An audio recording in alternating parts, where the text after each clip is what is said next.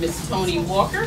Tony Edmonds Walker is a seasoned social activist and an advocate for youth, education, and human rights. After settling in Connecticut, she worked both as a fundraiser for and the director of the Dixville Children's Creative Arts Center, a children's inner-city program for arts and music.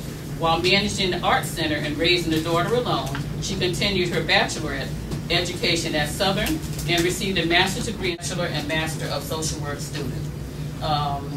I think what's important to know right now that she's also a state legislator and has done a lot of work on juvenile reform in Connecticut. So, Ms. Tony Walker, thank you. So when the voting time comes around, don't sit in your house. You know who's out here doing the work. That means get off your butts and go out and push that button to make sure she stays in office. As long as she's doing her work, we need to make sure she's in office. Last, Shafiq is an active law enforcement officer in the state of Connecticut with over 14 years of community-based police training and experience. He has worked with inner city youth since 1985. He's a native from New Haven, Connecticut, having grown up in various sections of the urban sectors of New Haven. He's a nationally recognized artist and author. He is also the author of the newly released book, A Black Man's Guide to Law Enforcement in America, which not only deals with the tough issues about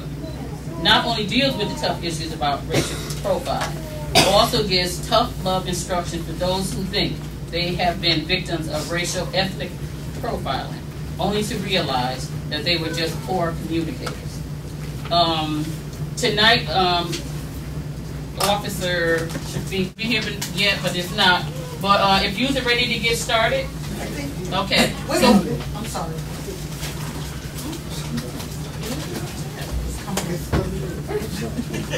Later on, we will have a question and answer session so that we can hear from you and the. Hopefully they'll be out of your way as soon as she gets her drink, and then we'll ask. And the rest of the speakers to give us 7 to 10 minutes to start. For our children and teens retreat, and we've been around now for almost about a good 10 years. We officially started around 2003 to 2004. We are housed over at 230 Ashford Street in New Haven, which is right across the street. We started out doing a lot of programming between here, actually at the library, in the rear of the Dixville Plaza, the substation, getting a lot of police officers involved, working with young people between the ages of about 6 years old and like 16. Over the years, we've broken it up and focused on specific groups, such as in 2005 when we did our signature camping trip where we take kids camping for 3 days. We started off with a group of kids, I think 9 years old to about 14 years old, and then we split up into the most challenging group that you could possibly ever work with in your life, which is kids between the ages of 14 and 17. We took them camping, Rocky Neck State Park, which was the camping trip of my whole entire experience. But it was great. I mean, we try to be very thorough in documenting all of our interactions with the young men. Most of the boys we work with are African American. They do come from low-income families. They do reside in these areas of Dixville and Newhallville, and it's people that we've all either known their families or we're somewhere connected. We've had good results. I mean, some kids that we've worked with, though, in the past they have focused on education. We have had young men that we worked with in the summer that had dropped out of school early in the previous year and re-enrolled back into the school in the next year. We try to provide them with services and connections. We've also done some signature work on housing reform where we've dealt with young men who are juvenile offenders with felonies that have a hard time finding jobs and getting reconnected. We worked a program with them last year. We were also involved in piloting the Haven Street Outreach Workers Program, which is now still around, and State Representative Walker very intimately involved in that process, reconnecting young men who have acquired a record, helping them get back in school and get a job, and helping them with their child support issues if those things apply. So I'm really excited. I mean, it's been 10 years. We have focused on gun violence. Unfortunately, we are no stranger to gun violence. One of our program directors was shot outside of a club, breaking up a fight around 2008, I believe. We just had one of the young men who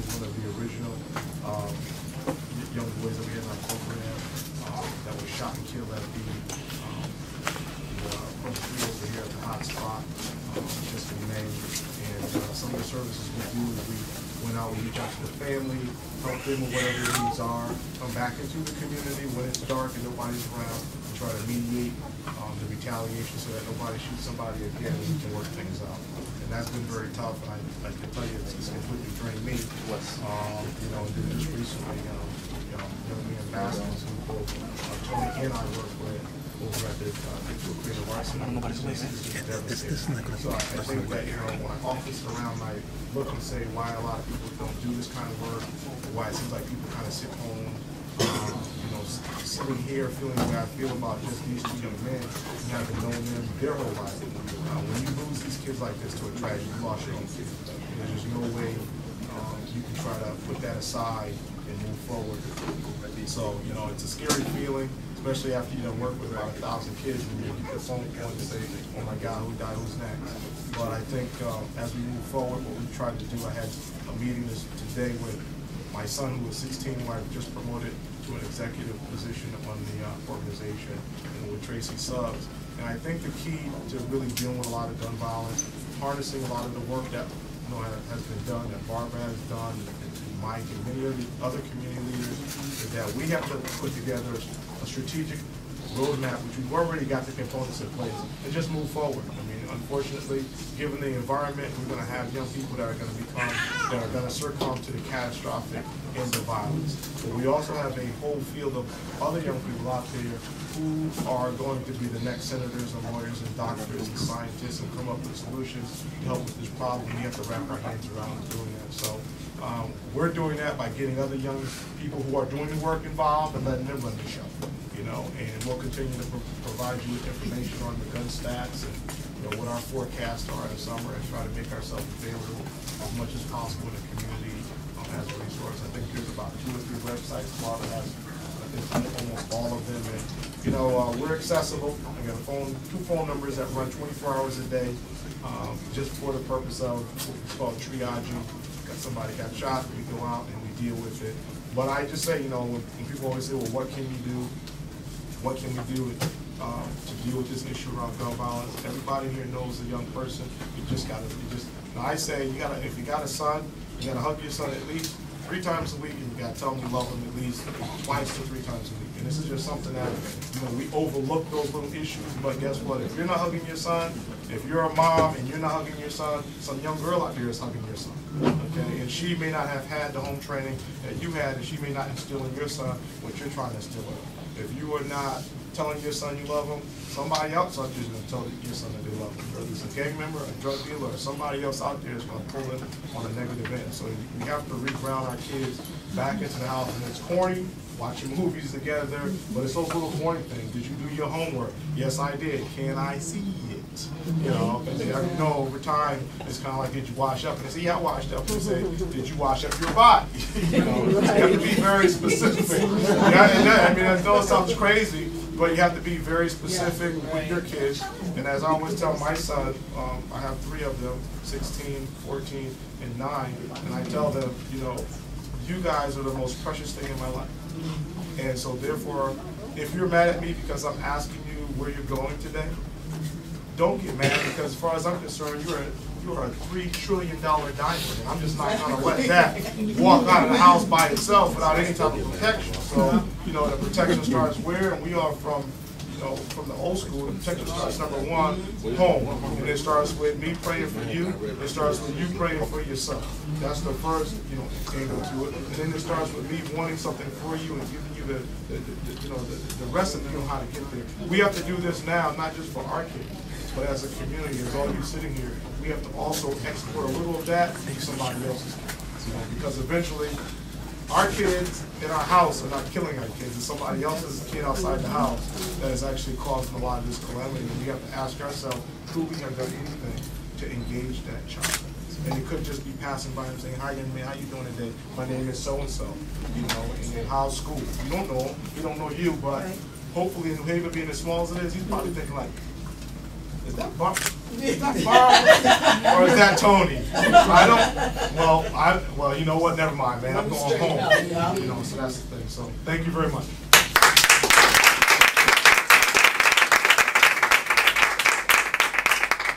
Thank you very much, Shafiq. Next, we're going to call up Ms. Tony Walker.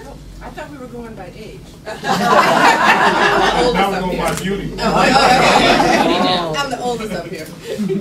But just to tack on to what Shafiq said about the gun violence, always remember that a hurt child hurts another child.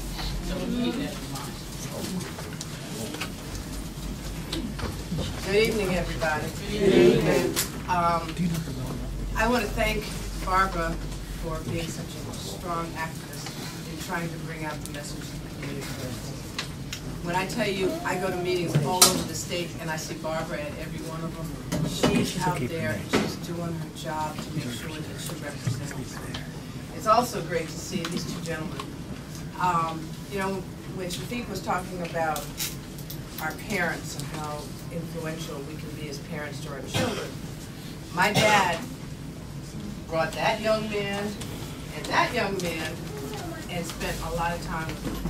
And I remember him especially when Michael, because Michael had his partners, and as they were going through high school and college and everything, they wanted to burn down the buildings and take over the world and everything. And my father would grab him by the shoulder and say, son, just take a breath, and let's talk about it. And Shafiq, the same thing. So, you know, we diminish the how strong of an impact we can have on our children by just giving them a little time and a little contact. I am a social worker by profession. I'm an administrative assistant principal by job, and I'm also a state rep. And the only reason why I became a state rep, I'm going to tell you, is because I believe in our children. I believe that we have to have a voice for our children. And I'm not to say that there are not voices up there, but we need more voices. We need more people to come up and say, I know the children and they're good. We just have to love them. We have to give them a chance. She gave me 7 minutes, so I'm going to do this real quick. My main focus up there when I went up there is to address our juveniles and how they're incarcerated.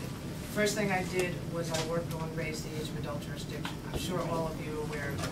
I also brought up here in the packet, we just passed some additions to that. And when I tell you how hard this took me 5 years to get to this point. And why? Because you don't see us very much up in the capitals of Hartford. They don't understand what our children go through. They don't understand what our families go through. And I'm going to tell you, it is sometimes it's most depressing. We're just up here talking about the fact that, you know, we're tired, we don't know whether we're angry or whether depressed. Well, I've been both up in Hartford. One experience that I shared with Senator Hartford, this is how this sort of just depicts what goes on up in Hartford. We were talking about expanding WIC and making it more accessible. And one state senator from a town that's not around this area said, well, wait a minute, if they get WIC, suppose maybe they might get food stamps. I said, okay. And they said, well, wouldn't that be double dipping? Should we worry about that? And, you know, it just amazed me because they have no idea what it is to be poor and to be struggling. And that's the same thing that goes on with our children. So when I first started doing this whole thing of juvenile justice reform, I had to figure out, why don't they understand? Why don't they care? And you know what I found out? It was because we don't look like them. So as we did our reform up in Hartford, you know what I had to do? I love my people, but I had to push you guys to the side. I had to bring their people there and make them understand that it affects all of our children. Not just our children, but theirs too. When you have injustice and you try to judge children like adults, it's wrong. And it doesn't bother people until it touches them. So we worked on that. We did we raised the age of adult jurisdiction for 16-year-olds. But we still haven't done 17. It won't happen until 2012. And I was just talking to Michael because we did some of the reforms, and a couple of things we did. One of the biggest stumbling blocks I had was fighting with his people, the police chiefs, because they didn't want the Miranda rights. They didn't want to have to deal with giving a 16-year-old Mirandas. Well, in the course of fighting that for 2 years, I just found out from brother Michael over here that they have just passed a federal law that says that now a child or juvenile is going to have to ask for Miranda rights. So it took us all this time to get there, and now they're taking it away from us in Washington. So we got to deal with that. We also, one of the other things we did was when a child gets picked up by the police, a lot of the police didn't want this because the way they tried to fight this whole process, they said, well, if we have to pick up 16-year-olds, we have to keep them separate from the rest of the adult population. So that's going to cost us $1 million. I swear, Enfield told me it was going to cost them $1 million. And I said, why is it going to cost you $1 million? And they said, because we're going to have to build another jail. And I said, whoa, whoa, whoa. The whole purpose of this is to get people out of jail. They said, well, we can't have them next door. So we did what's called a promise to appear. So now the kids, if they pick up a child in the streets at 16 years of age, they have to give them a promise to appear as opposed to necessarily taking them to court. I mean, taking them to prison. So there were a series of things that we did. But the other part of this equation that I worked on was getting the agencies to talk to each other. Getting Department of Children and Families, which we all know and love, Department of Social Services, and the judicial system to talk. And it just happened that we created this juvenile justice strategic team, and I met with them today because we have a monthly meeting. But to get them to all sit around and talk about what we are doing and how we collaborate was an enormous task, but they did it, and they actually, and it just happened that today we had that meeting, and we are going to get some additional TANF emergency funds from Washington. And I said to them, because I fought that, and I said, well, how are we going to do with that money? Because $6 million of that is supposed to be for summer youth employment. Okay, so I said, so Department of Social Services, have you told the Juvenile Justice Department so that these kids on probation can get jobs? And the people on probation said, oh, we're going to get more money? And I said, yeah, but we have to spend it by September 30th, 2010. Have you all collaborated? So they're now collaborating and working on this. But these are the types of things that go on in Hartford, and it's just continually a fight, and it's a struggle. We have to, as a group, not only work with our community, but we have to share our ideas with Hartford. You've got to get more than just a few people, like a few people that are in here, to come up to Hartford. You guys have to express yourself and explain to them why things need to change. Another one was 2 minutes. Oh, wow, I got somebody back there. Oh, cool. Another population that I work with is foster care children. I remember a group of foster care kids came up, and I asked them, I said, you guys tell me, what is it that you need from us? One was educational stability. They want to be able to go to the school that they went to before they became foster children. They want to still be part of that community. And that took 2 years to pass, but the only reason why we were able to really push it in Connecticut was because the federal government said it's a good idea, so we were able to do that. And the other one was foster care credit. Many of our kids in foster care, sometimes their social securities get used for other things. So when they become 18 and they go to apply for credit, their credit has already been destroyed. Yeah. And so what we had to do to fight this was to try and get the Department of Children and Families to understand the importance of it. So we went through a round robin on that, but they actually finally at the last minute did agree to it. But it was not something that was going that happened overnight. So there are many, many things. And what I brought with me, just for your own points, I want people to start to see the data of what goes on in our community. And that's the other thing that we started doing, is forcing these agencies to provide us with the data that we can see. So we know how we play against Stamford and Bridgeport and Waterbury and Hartford. How many kids do we have going to that are being suspended from school? How many cases of children being taken from families because the Department of Children and Families does not understand what a diverse family is? How many cases do we have of actually people calling and complaining? And there's a whole stack of data here, and I bring that because I want you to start to see what goes on, see how we compare, and say to me, to him, and to them, how can we do this better? Because our ideas come from you, how things work and the struggles come from you, and all we are is the mouthpieces. At least I'm a mouthpiece. I'll go up and tell your story for you if you want me to. But you got to talk to us and you got to tell us, and do it in multiple ways.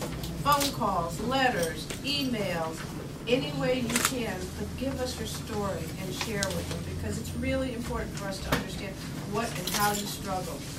Was that 2 minutes? Okay.